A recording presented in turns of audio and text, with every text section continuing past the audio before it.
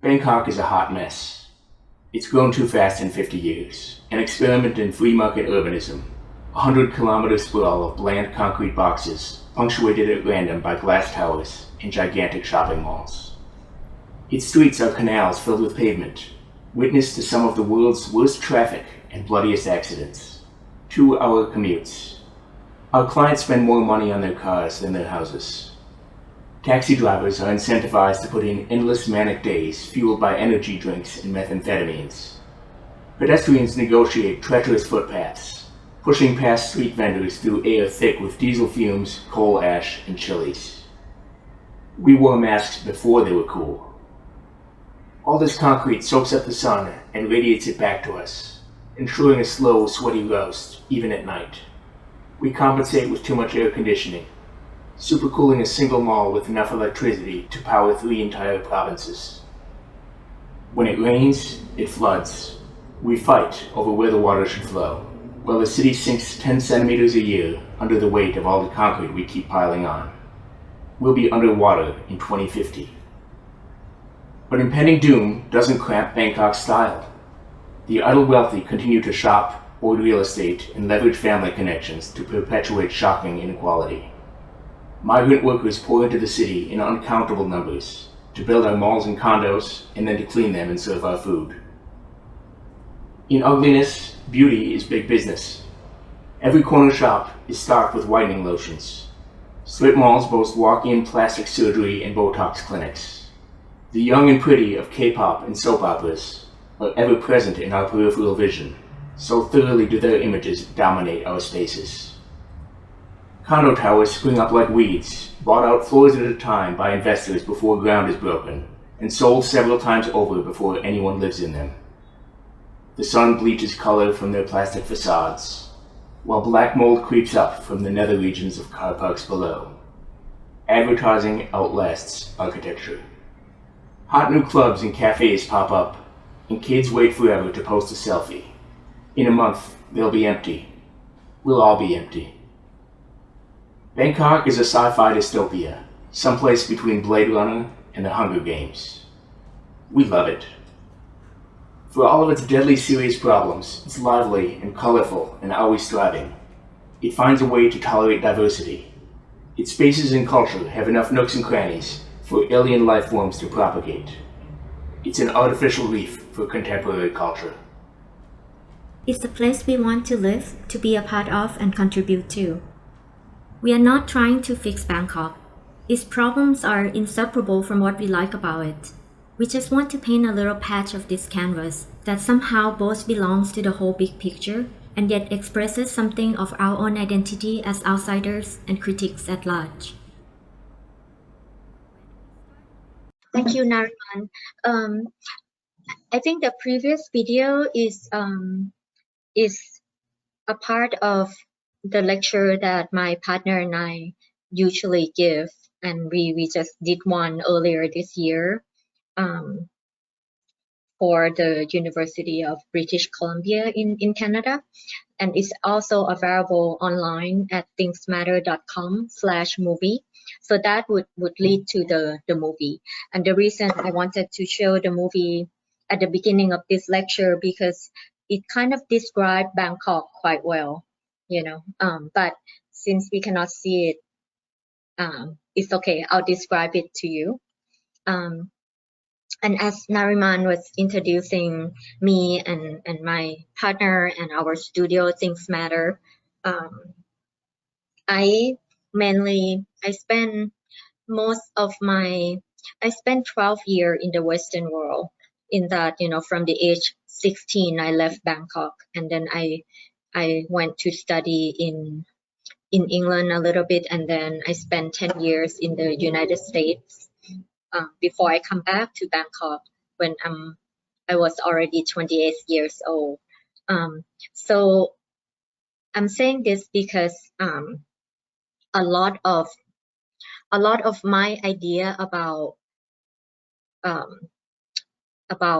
what is a good city or good living is, for the most part, quite Western, right?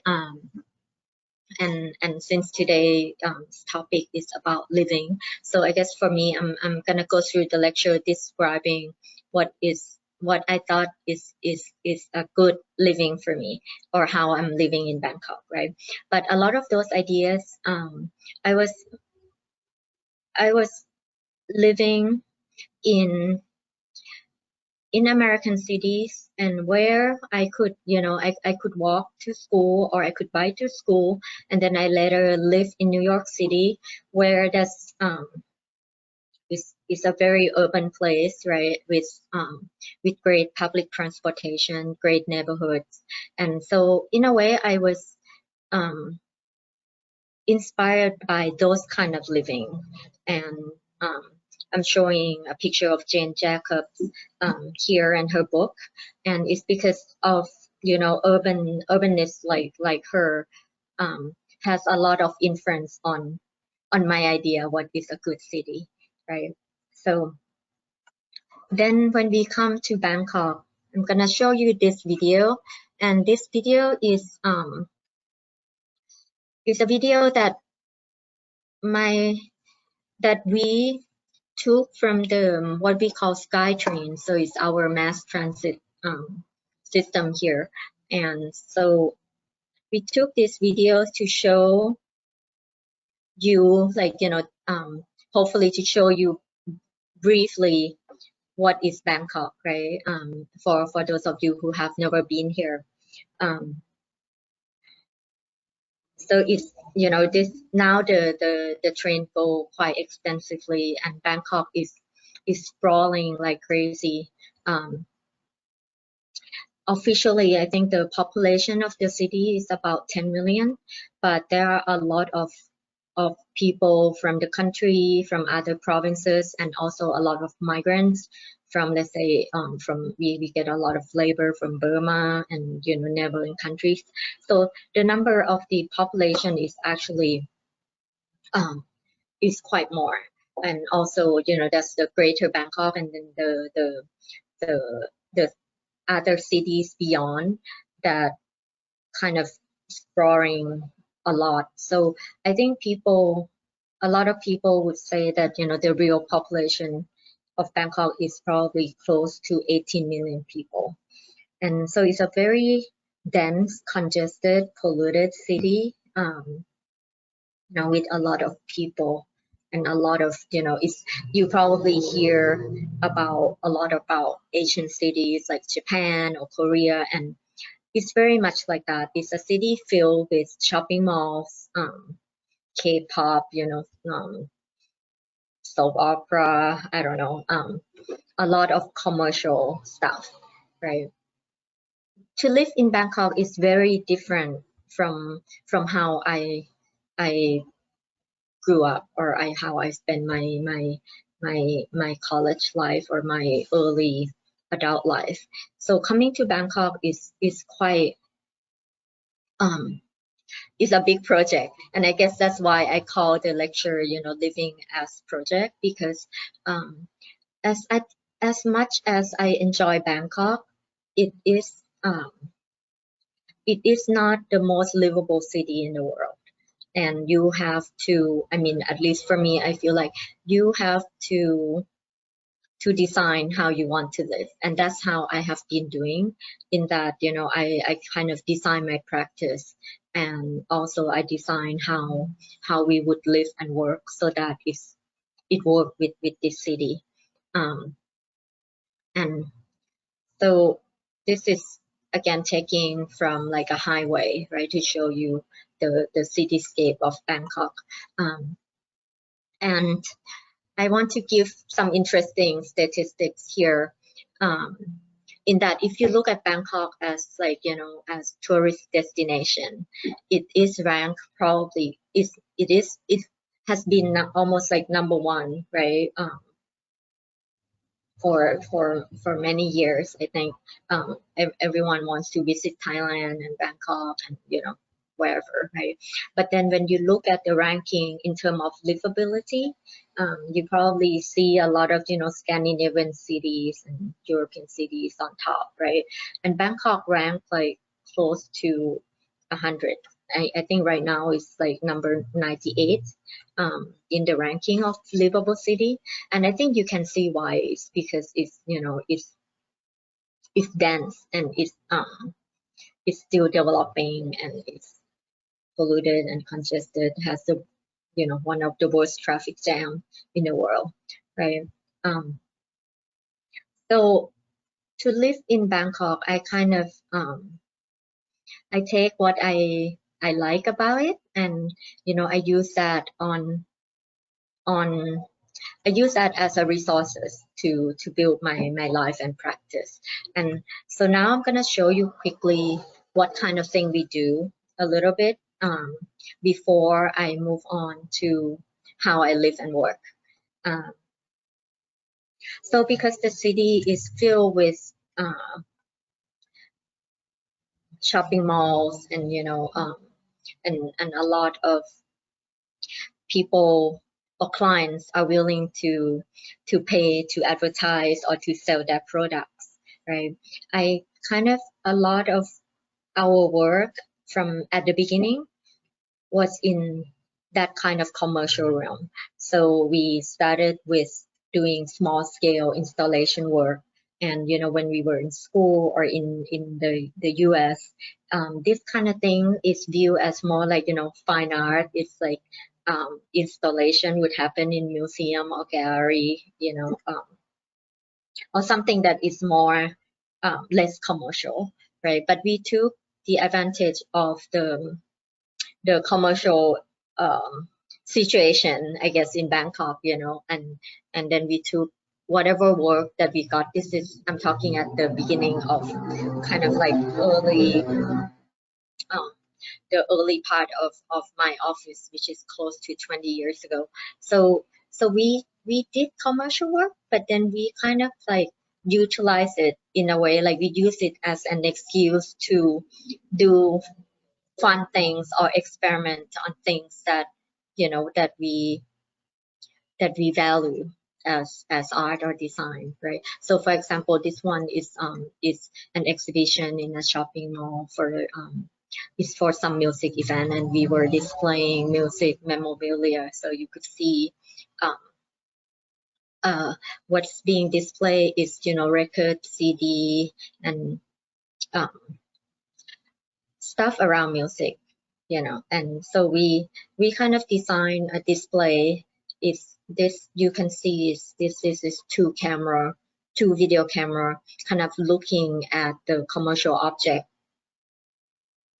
front and back at the same time, and then showing it onto a kind of like low-tech screen, you know.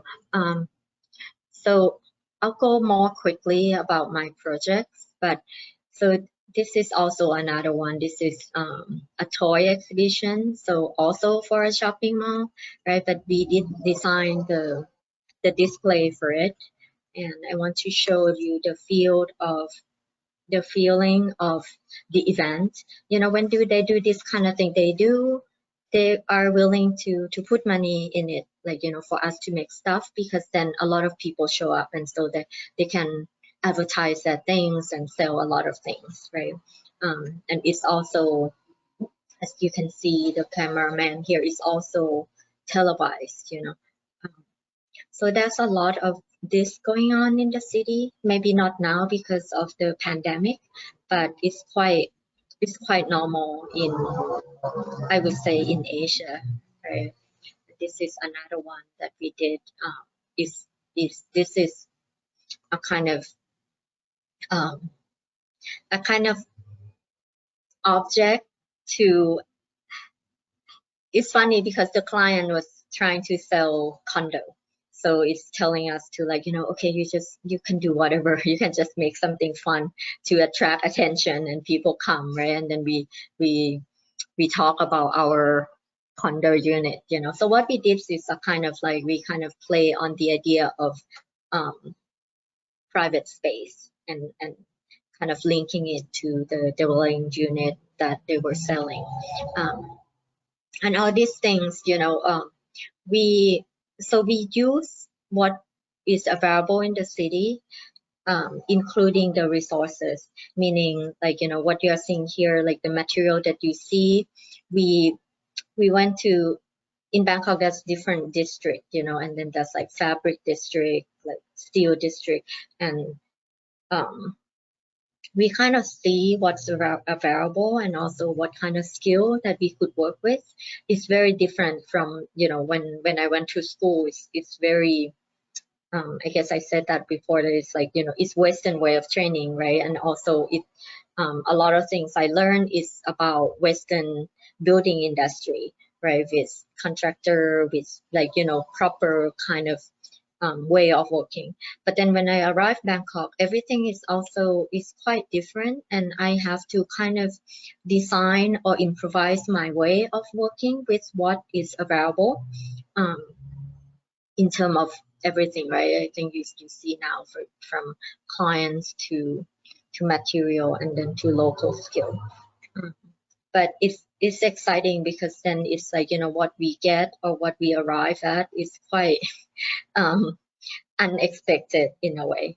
Like, you know, like these two tubes, it's like when I went to the market, and then this tube, this stretchy material is so cheap, you know, and beautiful, right? And then I feel like, you know, what can we do with it, right? And so we kind of made this this huge thing with it.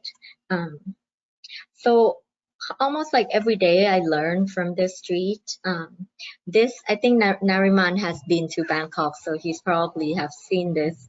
You know, if you walk the street of Bangkok, right, sometimes from time to time you would see this. It look a little bit like, hopefully to you, like a bus stop, but it is like a joint for motorcycle taxi people. And so these three guys are the drivers, and they are probably on their break or waiting for a customer to come, right? And then you can see like where they have like their, in the middle pole is some, sorry, it's quite small, but it's some numbering system, so that's like their queue.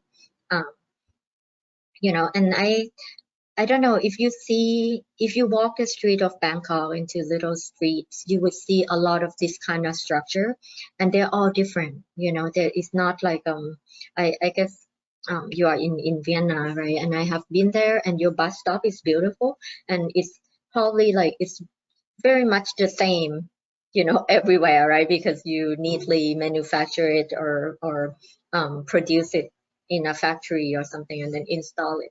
But here it's almost like people improvise, you know. It's also, it's not provided by the government, right? Like these people kind of like take over some space that they could, and then they build what they can with what they have available, you know. But I find that it's very charming and creative and resourceful. And this is some temple lighting that they use, like, you know, LED or fluorescent lighting, and it's beautiful for me. And it's not just visually, but I think it's beautiful in a sense that, you know, people are smart and resourceful with to kind of come up with what they want to do with so little, you know. Or like this this is from street vendor cards, and the photographs are of like a kind of screw that they use to fasten their card. And this is me holding one of them, right? And I want to show you this because comparing to the screw on the left side is the proper screw that is, you know, manufactured from a factory, right? Like all stainless steel and everything. And it's probably not very expensive, you know, but somehow people here, like the motorcycle people or the street vendor, they use something that you see on the right.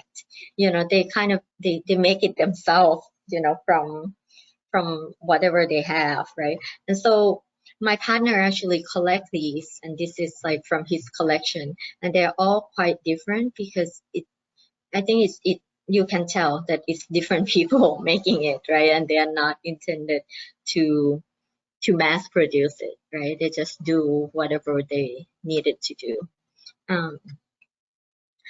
So that kind of thing, like the city give me in kind of as the both inspiration and as material to work with, So this is another example of a pavilion that we did a few years ago. And if you look at it, if you don't look at it closely, right? If you look at it just now, like this beautiful acrylic model or this drawing that we did for assembling it or to transport it to site, right? And it might look all quite familiar to you, like it looks pretty Western, right? But then when you or it looks simple maybe, but I hope that once you look closely at it, it's actually it's it's a little bit like the screw from the street that I show you, in that we are not we did a lot of improvisation to make it work with what we have, right? So here, for example, we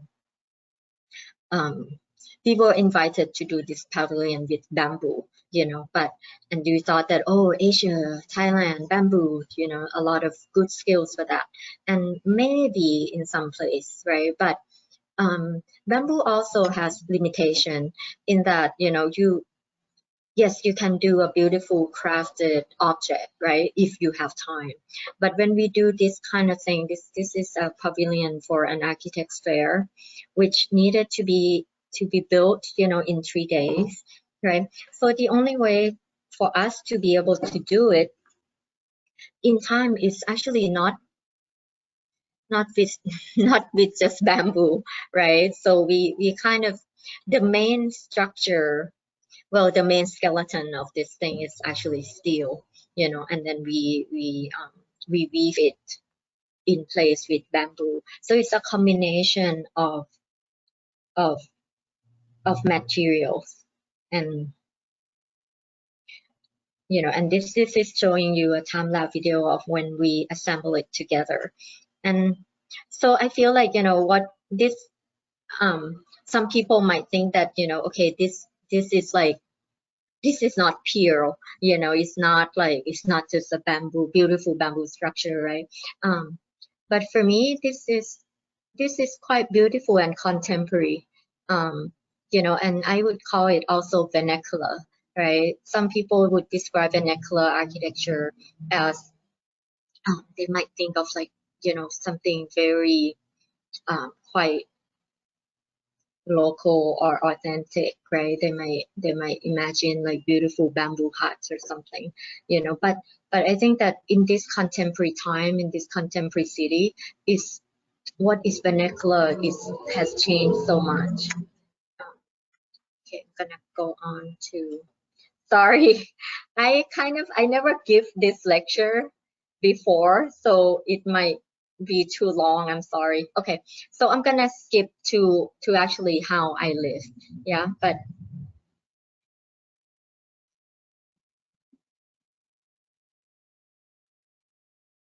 okay. And then if I have time, I'll come back to show you our work more, that how we kind of use,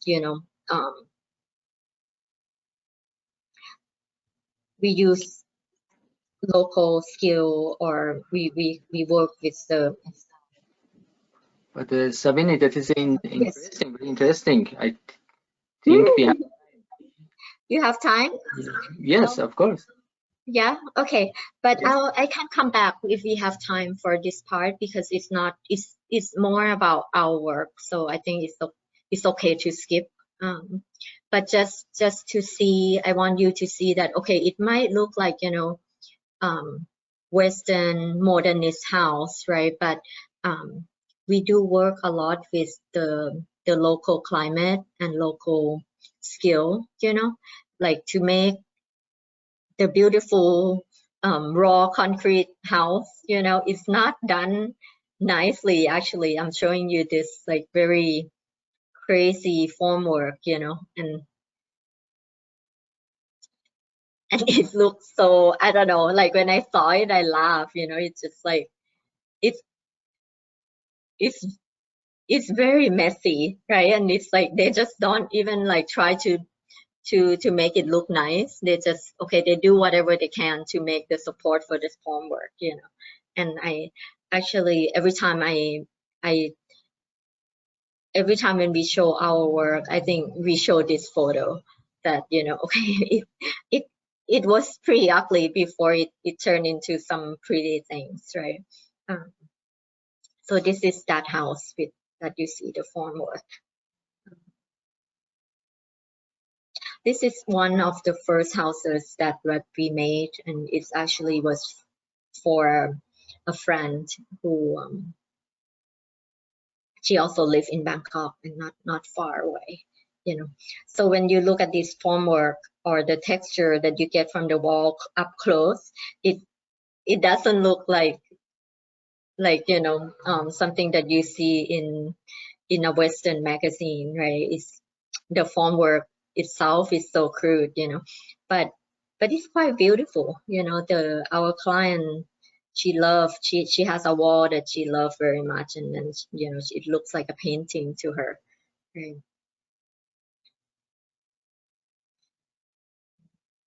Okay, so these are all houses that we do in Bangkok. Okay, I'm gonna go to how I design, how I live in the city, you know.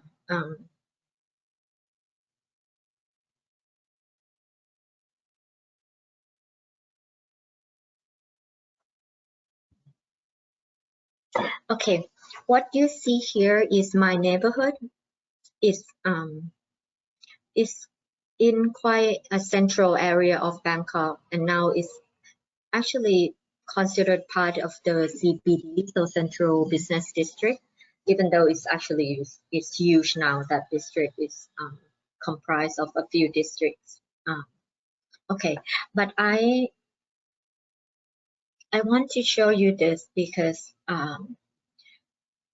this is quite a good representation of the city. I think the grain of the city, and so Bangkok is filled with you know, this low rise buildings like houses or shop houses, right? And it's sprawling forever for like 100 kilometers. I think it just go on forever.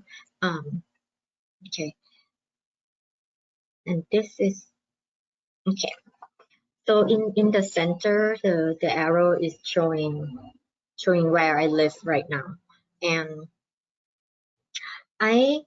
so when I arrived Bangkok, I don't drive, and you know, when I lived in New York, I always walk everywhere or use the subway, right? So when I moved to Bangkok, I thought that, okay, I still want that, you know. Bangkok downtown is so interesting and great, and I want to be able to just hop on a train and get to it, right, in like 10 minutes, say, right? And I also didn't want to learn to drive. I guess I have my other interests, you know, and I didn't want to spend my money on that. I spend money on architecture, I guess, you know, or books, right? Okay, so what I did is that I decided that, okay, I want to live in the city somehow, right? And I also want to live where I work, so I don't have to fight with the traffic every day. I don't have to commute. So what I did is I took the train, and I kind of get off on every stop, every station, and I walk around, you know, kind of, it's like a 5 minutes around the station to find a piece of property that might be available for sale, right? And this in the center again with the bright white roof, this is where I live now. I'll show you. This is a. I don't know if the video's playing. Yep. So this is me on the roof with my drone.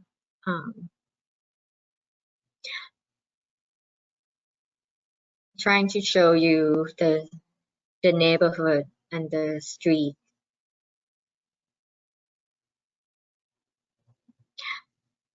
And from this view is, I think you can see that it's so green, right? And I think if you are in your car, you don't see that so much, or on the train, you know. But once you walk the street, Bangkok is quite green. I mean, it could be a lot greener, you know, but it is quite green. And okay, the video is not playing so well, but I think you get the idea. What I'm trying to show you here is where I live, and also you can see the traffic on the street, right? If the video is playing properly, it still be showing you the same thing, in that the cars don't move very much, you know, the traffic is bad. So it's better that if you, that's why a lot of motorcycle taxi exist, right? They faster because they can navigate through the traffic. Or you, like me, I walk, and I use the public transportation.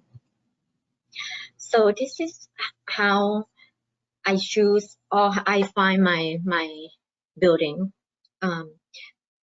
Bangkok is still this, like, you know, a lot of, this is, I don't even know what street, but it's a lot of Bangkok street look like this, you know, in that it's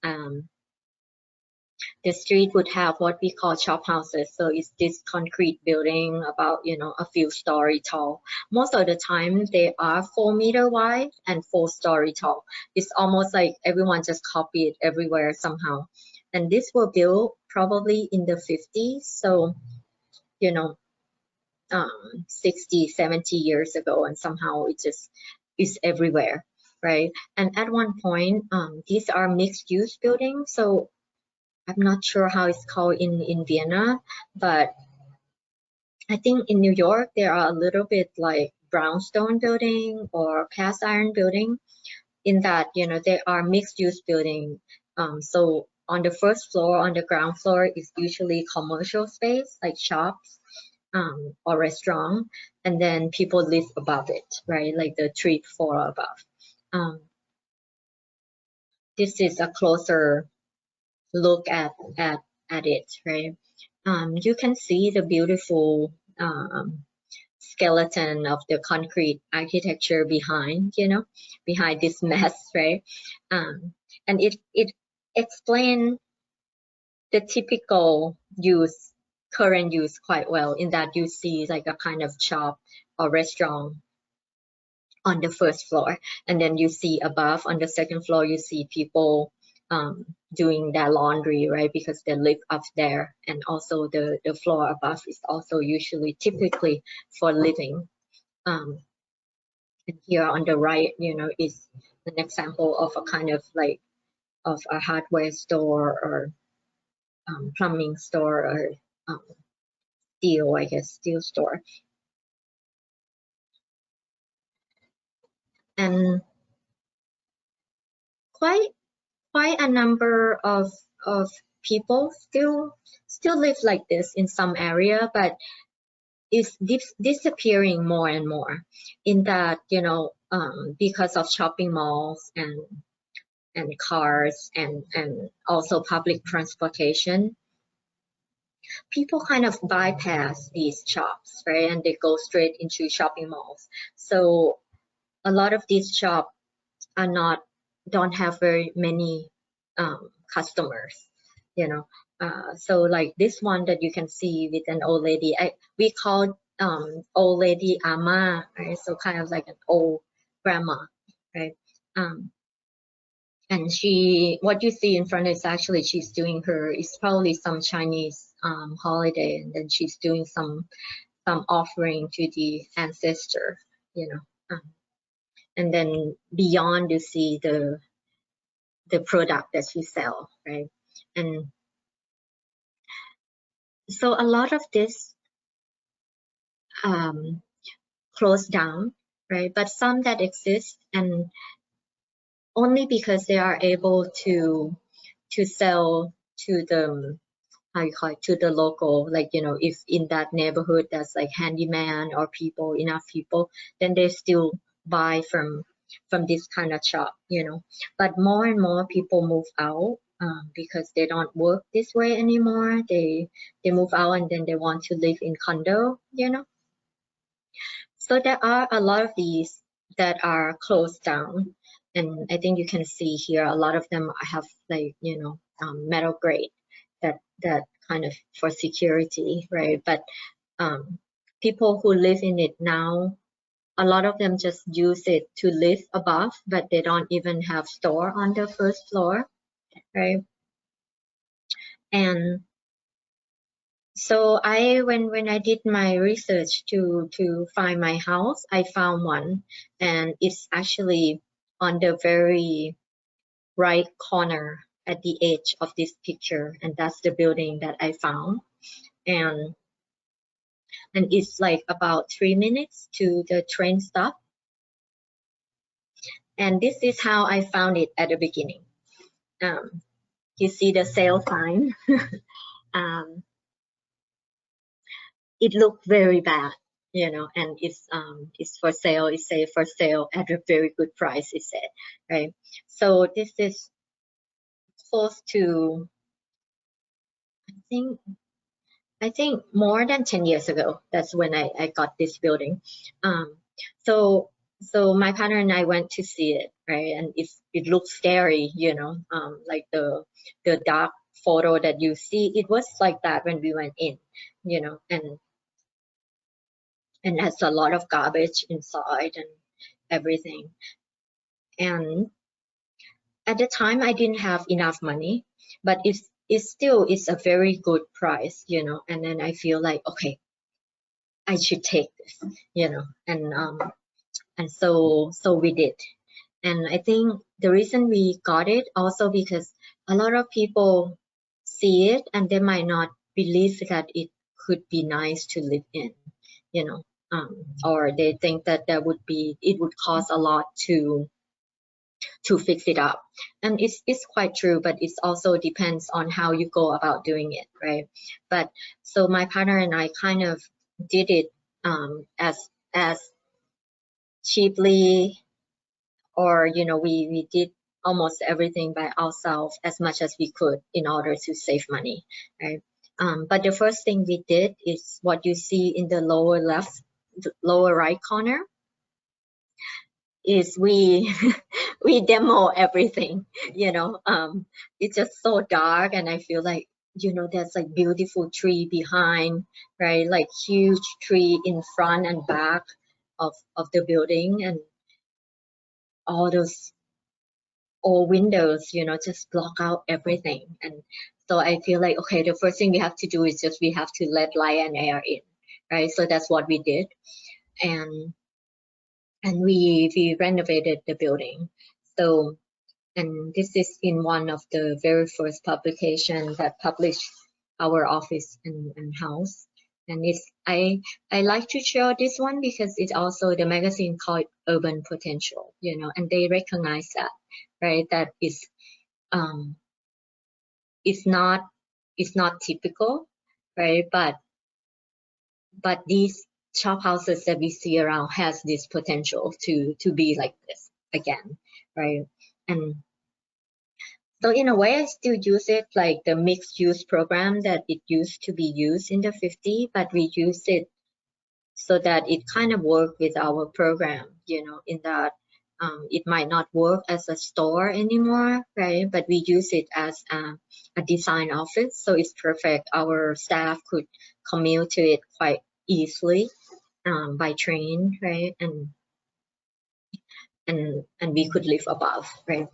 So in this slide, we are showing you the circulation, in that we kind of like, you know, the shop houses are very narrow, and one of the problem is that when people don't try or don't think so much about how to partition the rooms, they end up with dark rooms or dark hallways or rooms without windows in the middle, because it's kind of like it's a long building with window on two ends, right? So that's what we did. We let light in and we changed the circulation to allow for better flow circulation through the building, and also better ventilation of air, right? Of light and air. And in particularly this stair is our second floor stair, and I took out the old solid concrete stair, you know, and with at this particular floor, this is the most logical place to put the stair, you know. But then I feel like, you know, okay, but if we put solid stair in, then we block the light again, you know. So we decided to go with this kind of cantilevered steel staircase, right? And I think you can see from the detail of it that it's done very cheaply. It's not like, you know, laser cut or anything. We just use the simplest steel tube that we could find in the hardware store nearby, right? And this staircase probably cost us about 200 euros, you know. And this is the upper floor, which is actually where I am now. You can see the bookcase behind, right? It's my office kind of, and then beyond is my bedroom. And this is another floor of the building, and I write down at the corner and I call it living lab, because it's just a reminder for me that, you know, when we did this building, we also, it's the beginning of our career or office. So we use this building also as a kind of advertisement for our design, right? So each floor is designed quite differently, and then we kind of like, I don't know, we experiment with it a little bit, you know, so that it's a design statement in itself, and we could possibly use it to publish or to talk about it in lectures, right? So this apartment, for example, is a studio.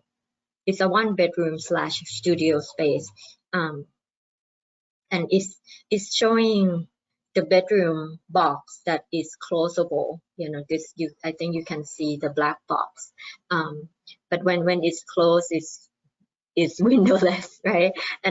But most of the time, these shop houses have room like this that is permanently windowless, and people accept that, you know. And it's not even, I think in most countries, it's not even legal, right? You need a window in your bedroom, you know. And I think here too, by building code, you do. So in this floor, it's the smallest apartment in the building. The building has floors, 4 stories plus a mezzanine and a roof. So we have 3 floors of different apartments, and this apartment is the smallest, and it's almost impossible for us to have a room, to have windows in every room. Like if we partition the bedroom in the middle, then it won't have a window, right? So that's how we decided that, okay, maybe we do this kind of big partition that then you can close it off at night, you know, when you want to use less. I think you can see it's a hot country, so we usually use air conditioner at night, like to keep us cool. And to aircon a big space and small space is quite different in its energy usage, right? So in this way, it saves more money for your electric bill. This is again showing the lower floor and how, you know, we still kind of we still want to to keep that kind of openness, like, you know, how we show you the Ama store, right? And then she sit on the first floor and then you can see in.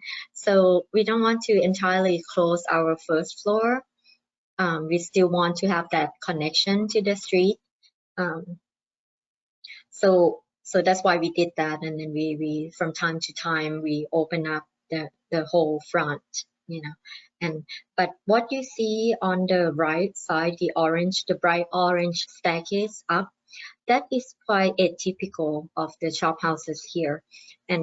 But the reason we did that is because we think that they should do this, you know, because or else the circulation is embedded within the space, right? So if we don't do this, to go through to the apartment above, you have to go through the shop or the office, you know, and that creates a lot of privacy problem and security problem, right? So by doing this, like we partition off a meter on the side to be the main staircase to go up to the apartment above. I think it solved a lot of problem. And yeah, and then we like that idea and then we want to promote it, you know. Our neighbors actually kind of copy our design and we were happy about it. Okay, and now I want to talk a little bit about the neighborhood, you know, and what you see in front is outside is you see a big bus, right? But you also see a cart, and that cart is actually a garbage picker. You know, he would pick your garbage or pick up your plastic bottle, and that's how he make money. He would resell the material, and that the dog in front was his dog, and it was resting while the garbage picker pick on our garbage, you know. And on the right side, the cool guy is actually our motorcycle taxi. He became buddy with us, you know, and then almost every job that I needed to be delivered, like, you know, if I need to send my client some document, he would be the guy that I would go to. You know. I'll show you a quick video. We also have adopted street dogs, and this is them looking from inside, looking outside. And I want to show you this is because, you know, the street is quite lively.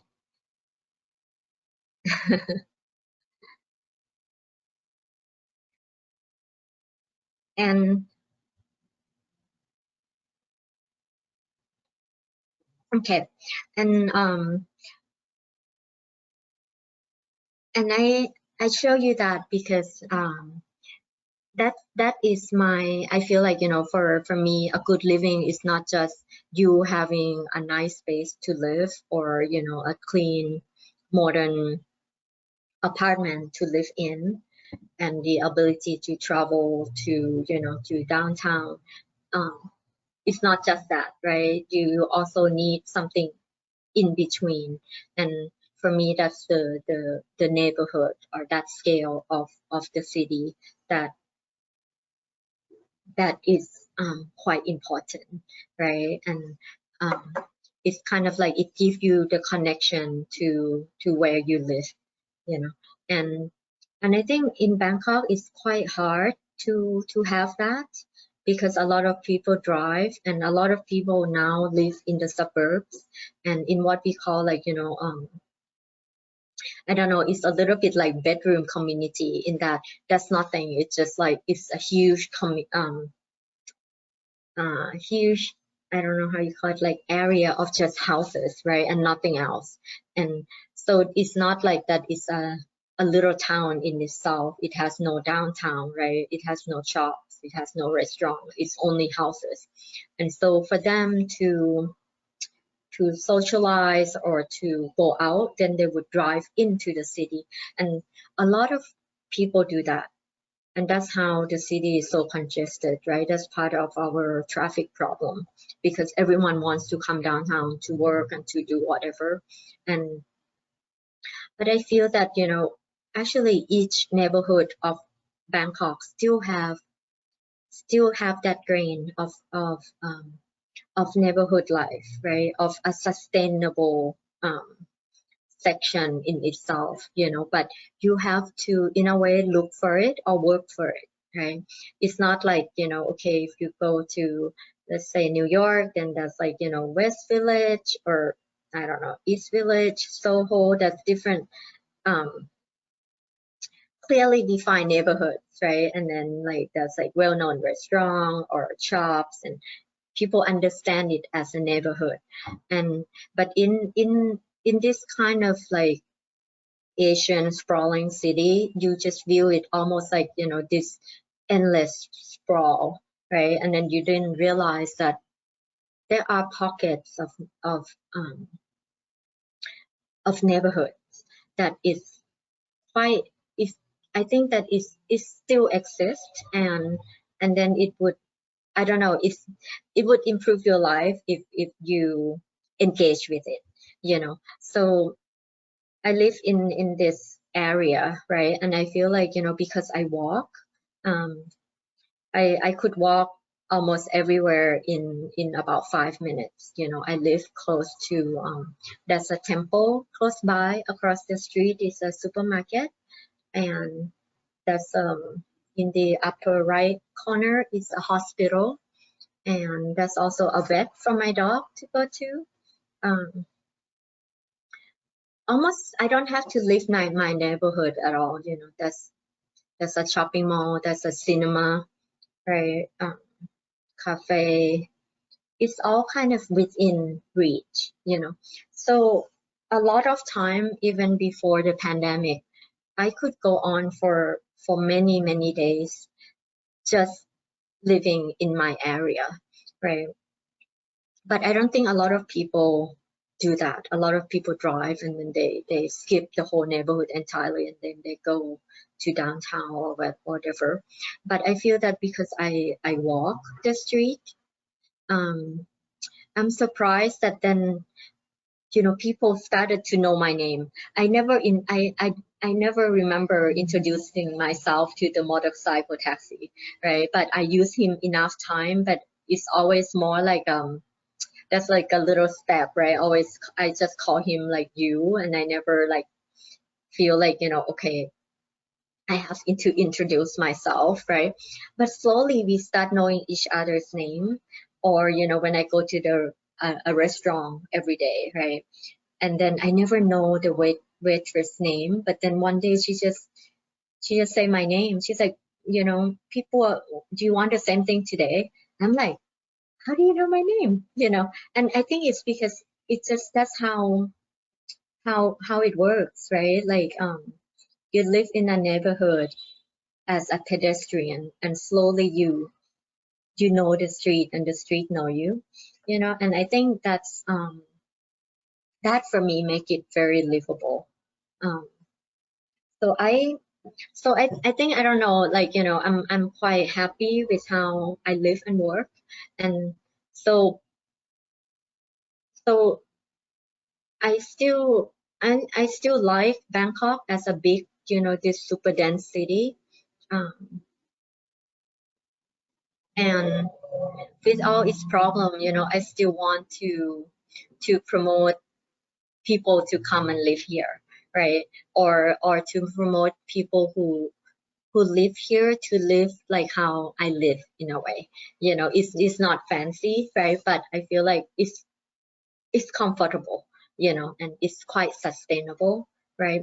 So yeah, so that's like how I design my living. And then I think that kind of idea kind of is always in the back of my head. So even though I design houses for people, you know, that kind of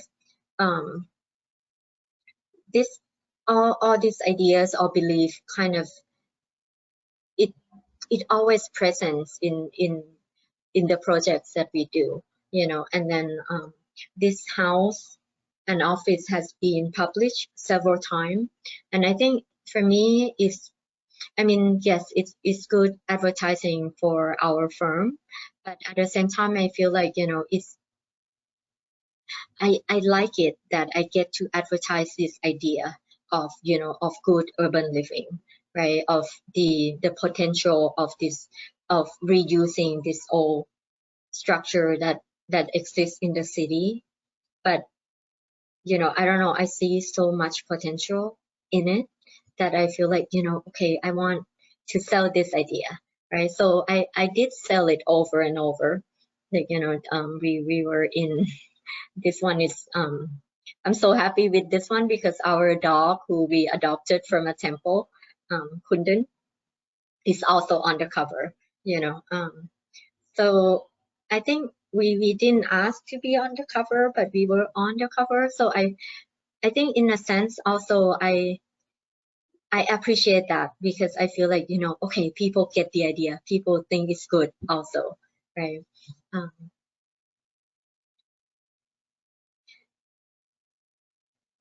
Yeah. So that's kind of it, I think. I mean, I could go on for a long time. I have more slides, but but maybe I should end here because it's almost an hour. Yeah.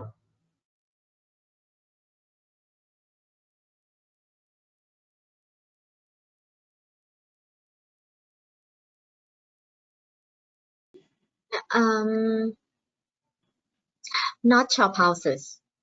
Yeah. No. But I guess I would like to. But I think one of the things that I see is that I see more projects like this, you know, even though I didn't do it, I'm happy to see it, you know, more people reuse old buildings, right? And like in my neighborhood, Ekamai is has many designers, and so that's a small community of us actually. Like, you know, we do get together, like, you know, one it was started by some friends, and then he called it designers dinner, and then he get people in the neighborhood who are like designers and architects, right, to get to know each other. And it's quite surprising that there are many offices on my street, you know. And I think it's because that they all kind of recognize that idea that, you know, that this neighborhood is still has spaces available that is still quite cheap enough for them to rent or buy, right? And yet be so close to the downtown area, you know.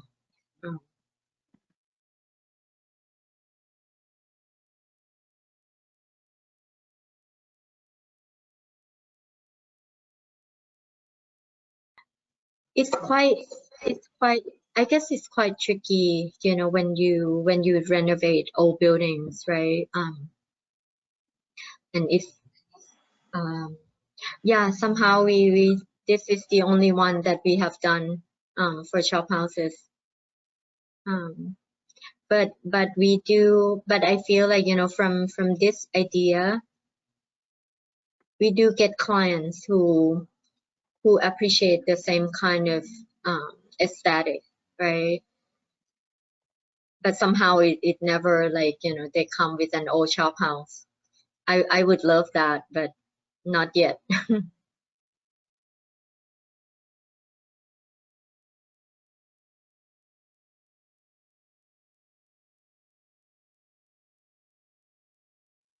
Okay. Yes, that's actually the reason why. Like, I think here is still quite relatively cheap and affordable for people to build new house, right? So that's why they do that. It might cost almost the same to build or to renovate. So, you know, so a lot of time I guess they still prefer that, you know, they would come with already land, right? Like outside of the city. And then they would look for a designer to design it. Yeah. Um, I think to build new one is still more expensive, but not by much. So that's why people still, you know, choose to build new one. but not counting my own project, right? But I see more people live in the city this way, I think. Um, definitely more than how, like, you know, when I first did it, I didn't know anyone. But I think now more people renovate their old building. Yeah. But it's still hard because at the same time, you know, now I think from the last time you came to Bangkok, you saw that, right? It's there's so many new condos, you know, and but they are expensive, and a lot of them are empty.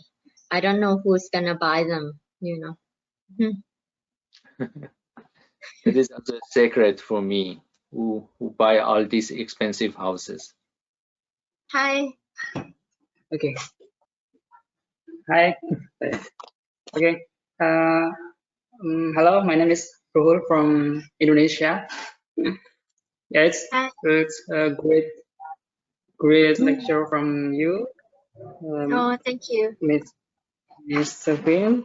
And yes, Bangkok is similar like to Jakarta, if you know, the Yeah. density and then the traffic jam, and then the people go to the office for work, and they do the work in the capital city, the city of Jakarta, and when it's over, they come back to the home, which is Yeah. not in Jakarta. So it's so Yeah. much crowded here in Jakarta. Yes, that's really interesting that you choose for living the downtown, and yes, that's really a great idea to build old shop house for what is it, the recover, the rebuild it again.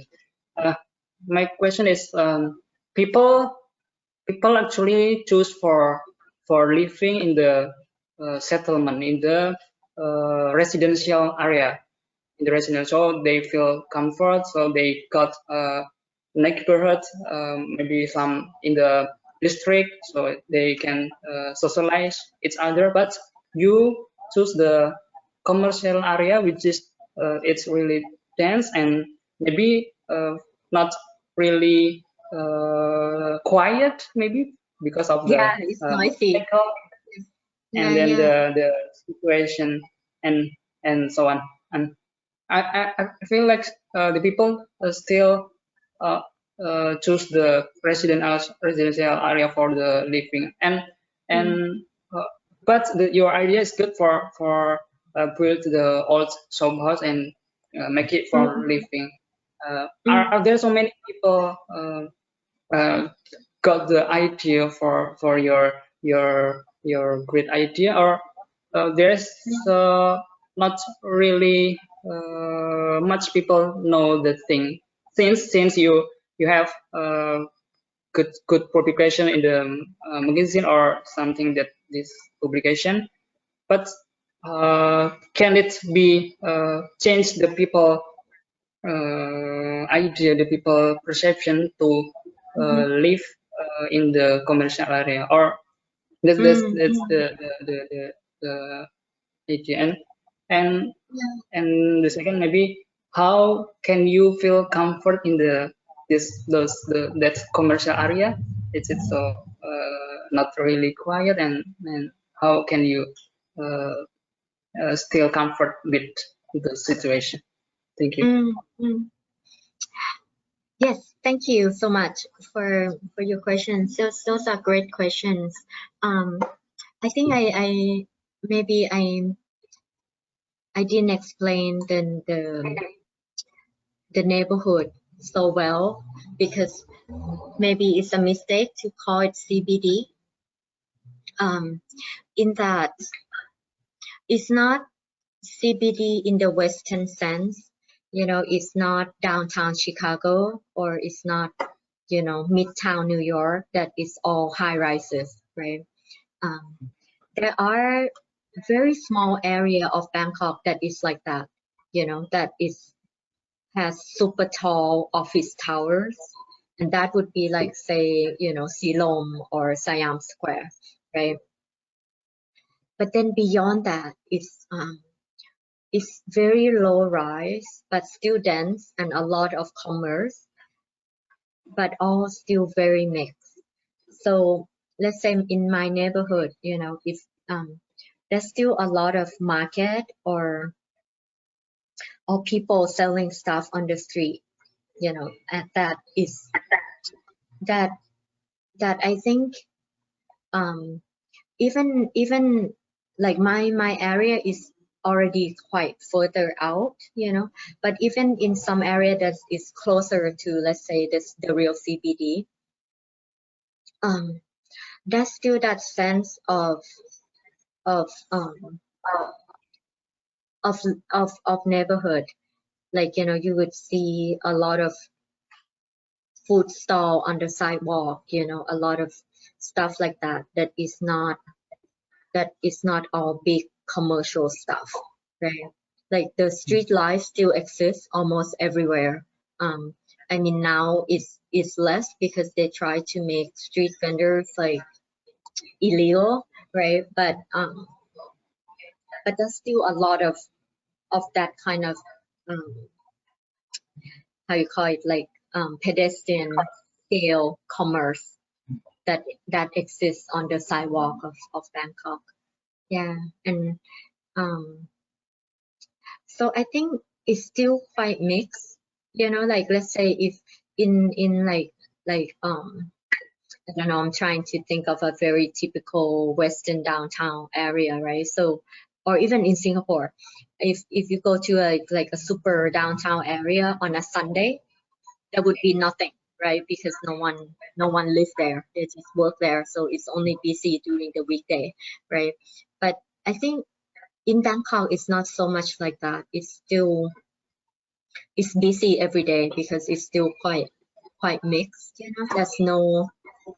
That's also maybe thanks to our terrible planning, right? It's not regulated very well, you know. So it's, yeah, but okay, but the other question is about why do I choose that, right? So in a way, yes, my neighborhood is not ideal, you know, but it was good enough for me to like, okay, I'm gonna invest in this, I'm gonna take this, right? And I think that's how I tell the story, that okay, it may be good 70%, but